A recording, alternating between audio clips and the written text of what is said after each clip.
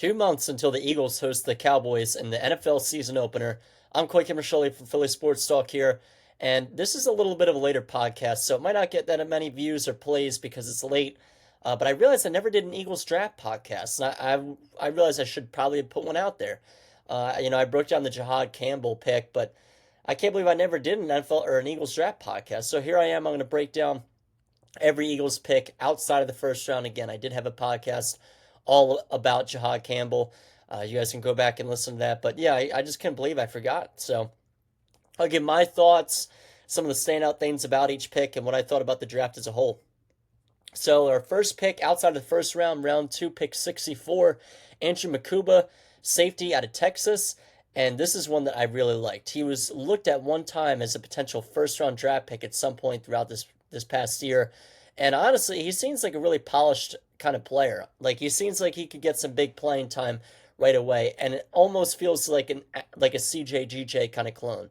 Around 6 foot, 185 pounds, like, so a little on the smaller side, but is just a hard hitting, energy kind of guy. He started all 4 years in college, played both safety and nickel throughout college. So I really like this pick. You got to go watch this highlight reel. You'll see some big time hits. Again, you've already probably seen stuff by now because this podcast is way late. But I really like this pick. He also had an SEC leading 5 interceptions in 2024. So the kind of guy that could potentially do it all.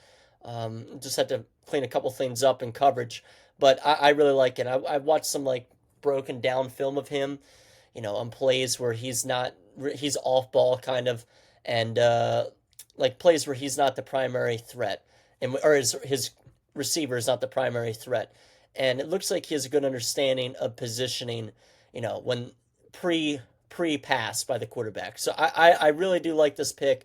Again, I think he's polished. I think he's a great replacement for C.J. Gardner-Johnson, and he's going to battle out for some serious playing time this year. So it's a big one. It's a good pick. Our next one, round four, pick 111, Ty Robinson, defensive tackle in Nebraska. And I also kind of like this. Watching the film, he looks like a really violent player, in all honesty. And obviously that's a good thing. He had 15 tackles for loss back in 2024, started 47 games in college, and he ran the fastest 40-yard dash in college at 4.83. So the guy is an absolute athlete. And he just seems like a violent player. And I've seen some clips of him at Eagles training camp, tackling the dummies and stuff like that. And I have to say, this guy, he could be literally Milton Williams 2.0, a guy that's drafted a little later on and just kind of turns into a really good player for the Eagles and maybe get some serious playing time in year one. You can never have enough depth on the lines on both sides of the ball. So, again, this is a really good pick, I think, of an athlete, a strong athlete.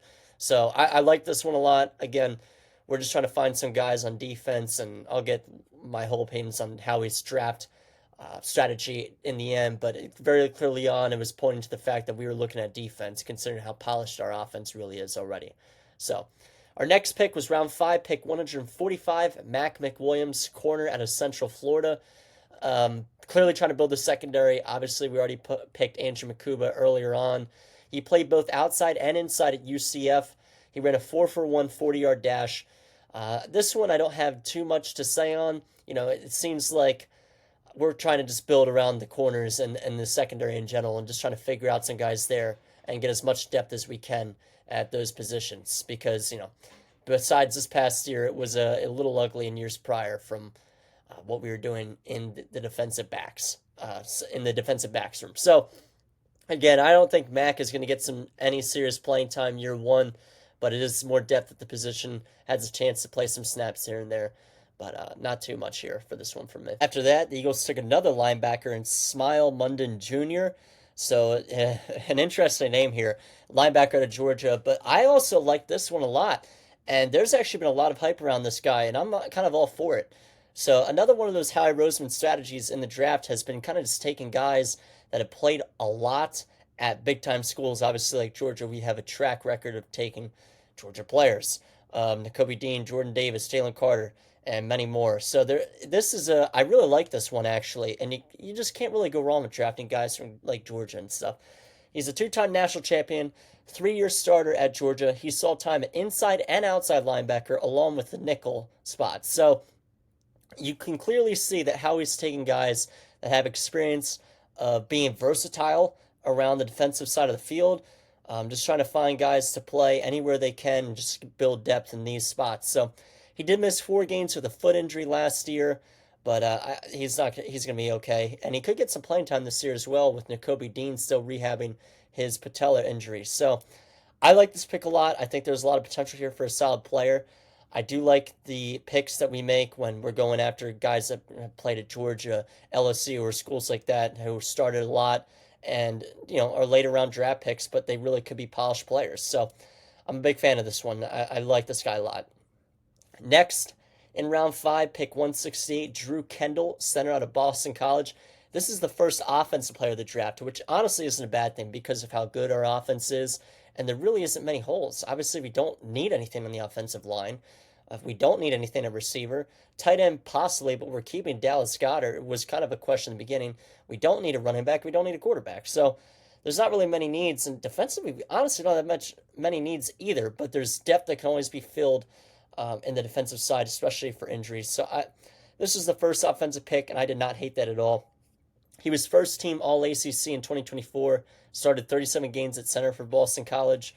And obviously, Cam Jurgens is locked in at the center position for us, so I'm not sure if we'll try to work him at guard a bit, but at the very least, it's still just a depth option as a backup center, and I'd imagine we'll try to work him around a little bit. So I like this pick. Jeff Stoutland is very good with offensive linemen, and they're going to try to milk the most out of this guy. So again, I like how he focused on defense for the first 5 rounds. I was a fan of that. So some good offensive line depth here. In round 6, pick 181, Kyle McCord, quarterback, Syracuse. So this is a good quarterback. He put up some big time numbers at Syracuse. He was a transfer from Ohio State, and this was his first year at Syracuse, and it didn't go so well at Ohio State. But he led the FBS in passing yards this past season, and setting the ACC single season passing yards record with 4,770. So some big time numbers there. 34 touchdowns to 12 INTs. Talented guy, very talented quarterback, and obviously he's not going to be playing. And Tanner McKee is going to be the backup for now, especially with the Kenny Pickett trade. But this is a good third option for a guy that put up a lot of good offensive numbers. So, again, Jalen Hurts is not going anywhere. No, this guy. This is not round 6, not a franchise quarterback's position. But I like this pick. Just get some depth in the quarterback room. And this is a guy that was one of the better college quarterbacks last year, if you look at numbers wise, seriously. So I don't mind it. Other round 6 pick, 191, Miles Hinton, offensive tackle out of Michigan. So again, here we are taking the bigger schools players in Michigan. He started 20 games at right tackle and 11 games at left tackle in 5 seasons of college. More versatility. Howie Roseman took a lot of versatility in this draft on both sides of the ball, which I'm a fan of. 6'7", 323-pound man.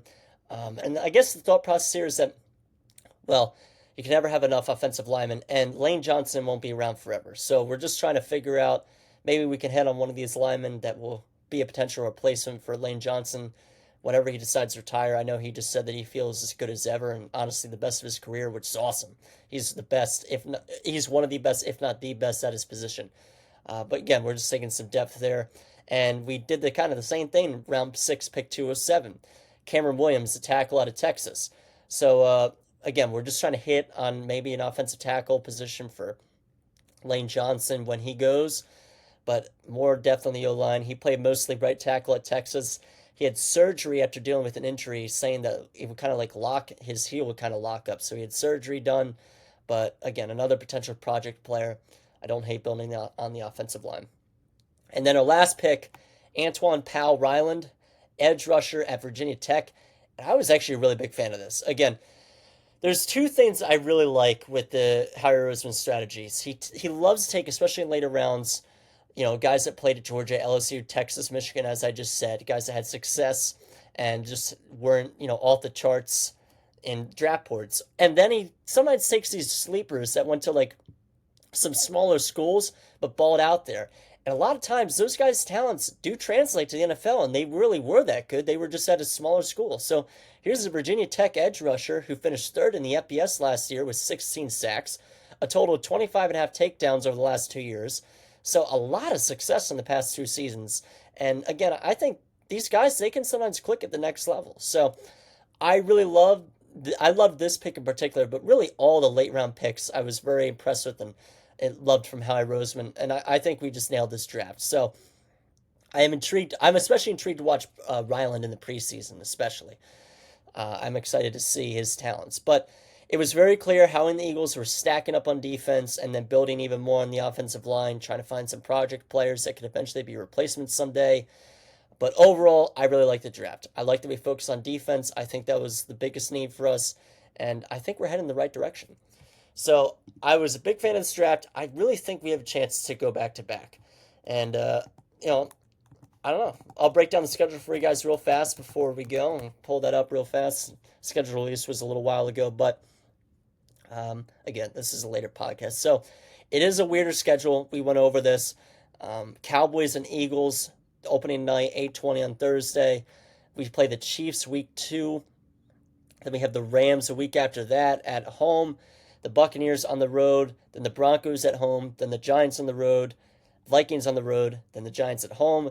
Packers on the road, Lions at home, Cowboys on the road, Bears at home, Chargers on the road, Raiders at home, Commanders on the road, Bills on the road, and Commanders at home. So the first thing that stands out, I know that's a lot of just words just shouting out there, no back-to-back home games, which is actually unbelievable. So it is a very interesting schedule to me. It's a very tough schedule. We have a lot of very good opponents, a lot of teams that were in the postseason last year, and a lot of teams that could make it this year. Some teams that can make some noise. But again, I'm not too concerned. I think we are the best team in football, and I really do think we have a great shot at going back to back. So that's going to do it for now. If any more new Eagles news comes out, I'll make sure to bring out a podcast. I know there's still some freedoms out there. Justin Simmons, Matthew Judon, some other big names. Judon's not really a guy we're looking at because we're stacked on the line and took a couple guys in the line in this draft as well. But there's still some players to get signed in the NFL, but I'll be back with more news. So thank you guys so much for listening. Peace.